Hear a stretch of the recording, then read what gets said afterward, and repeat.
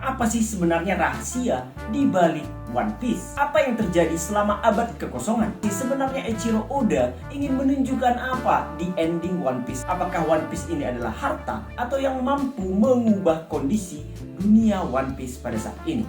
Nah, hingga saat ini belum ada yang tahu sebenarnya One Piece itu apa. Aku berspekulasi bahwa ada sesuatu yang sebenarnya konsisten dari awal hingga sekarang, dan di dalam pembahasan kali ini aku akan menjelaskan bagaimana teori ini akan mengguncang dunia One Piece. Eiichiro Oda sangat senang sekali dengan yang namanya cerita tentang dunia luar angkasa. Dan sejak dari awal, karakter-karakter di dalam dunia One Piece semuanya berhubungan dengan yang namanya rasi bintang, dewa-dewa Yunani, planet-planet, tata surya, atau universe.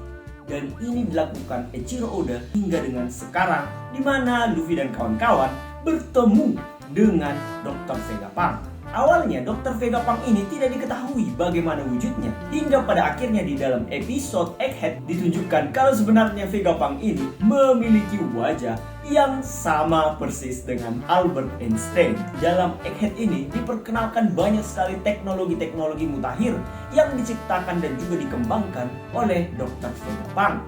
Bukan hanya itu saja, Dr. Vegapunk juga meneliti kondisi kerajaan di masa-masa Void Century.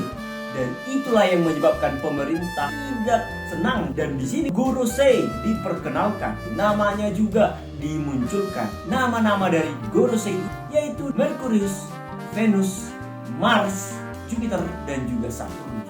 Ini tentu saja memperkuat teori bahwa One Piece ini sangat berkaitan erat dengan yang namanya planet yang selama ini sudah pernah kita dengar. Dengan cerita-cerita ini yang secara konsisten disatukan, aku menyimpulkan besar kemungkinan sangat berhubungan dengan yang namanya bumi dan juga matahari. Ya, kalian tidak salah dengar. Kita sekarang diperkenalkan dengan yang namanya senjata kuno kan. Senjata kuno itu bernama Pluton, Poseidon, Uranus. Nah, tiga-tiga ini sebenarnya adalah nama planet di dalam tata surya. Tentu saja planet setelah Saturnus, yaitu Poseidon. Nah, Poseidon ini sangat berkaitan erat dengan yang namanya Neptunus. Dan yang satu lagi adalah Pluto, atau disebut di dalam dunia One Piece Pluton. Kemudian ditambah dengan yang namanya Gorosei. Gorosei ini nama-namanya yaitu Merkurius, Venus, kemudian Mars, Jupiter, dan juga Saturnus. Nah, sehingga kalian sudah mulai nangkap kan apa yang ingin aku informasikan, bahwa sebenarnya One Piece itu adalah sesuatu yang berhubungan dengan konflik antara bumi dan juga matahari. Sebenarnya cerita apa sih yang mengedepankan konflik antara bumi dan juga matahari? Bahwa di dalam sejarah ada perdebatan antara sebenarnya apa sih yang menjadi pusat tata surya. Dan juga kita juga mengetahui peristiwa ini bukanlah peristiwa yang sepele. Sudah banyak sekali ilmuwan-ilmuwan yang sebenarnya dieksekusi karena mereka tidak mengakui argumentasi bahwa bumi merupakan pusat tata surya, termasuk matahari mengelilingi bumi sebagai pusatnya. Kemudian beberapa ilmuwan akan mengkoreksi kepercayaan ini atau pendapat ini dan menyebutkan bahwa sebenarnya yang menjadi pusat tata surya adalah matahari.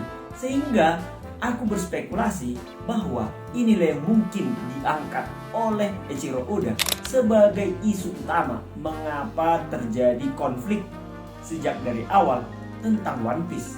Di mana kita ketahui orang yang dulu mempercayai bumi sebagai pusat tata surya mulai membungkam orang-orang yang sebenarnya mengakui bahwa matahari sebagai pusat tata surya.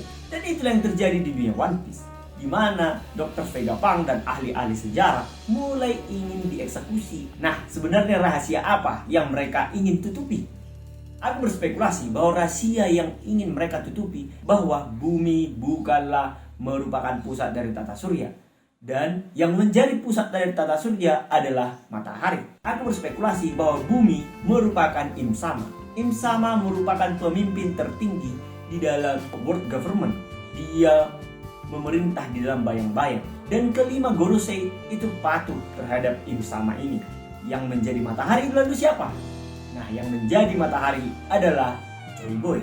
Dan Joy Boy inilah yang kemudian disebut sebagai Sun God Nika. Sangat berhubungan kan? Ya, siapa lagi kalau bukan Luffy.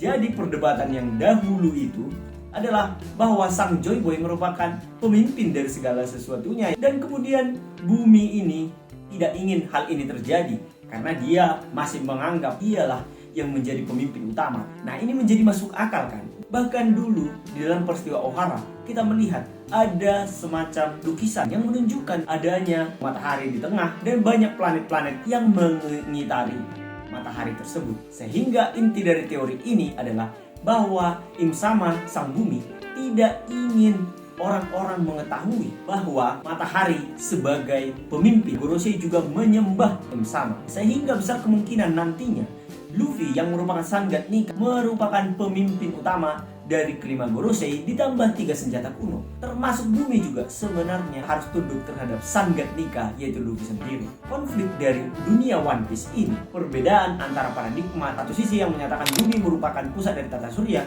dan satu sisi yang lain menyatakan bahwa matahari merupakan pusat dari tata surya. Im Sama yang menjadi bumi merupakan pemimpin tertinggi. Senjata kuno seharusnya tunduk juga kepada Im Sama. Namun Im Sama berupaya untuk menutup-nutupi segala sesuatunya, sehingga dia menghalalkan segala cara, termasuk menghilangkan segala ilmuwan dan juga termasuk Vegapunk yang sedang diincar oleh World Government. Dan Luffy, Sangat Nika, merupakan pemimpin yang sebenarnya, sehingga Im Sama berupaya untuk menyingkirkan Luffy dan juga menyingkirkan orang-orang yang mengetahui sejarah ini. Dan aku berspekulasi bahwa One Piece itu merupakan bukti nyata yang tidak dapat disangkal yang menyatakan bahwa Sangat Nika atau Luffy atau matahari merupakan pemimpin tertinggi atau merupakan pusat dari tata surya, di mana Merkurius, Venus, Bumi, Mars, Jupiter, Saturnus, Uranus, Neptunus dan juga Pluto berputar mengelilingi matahari.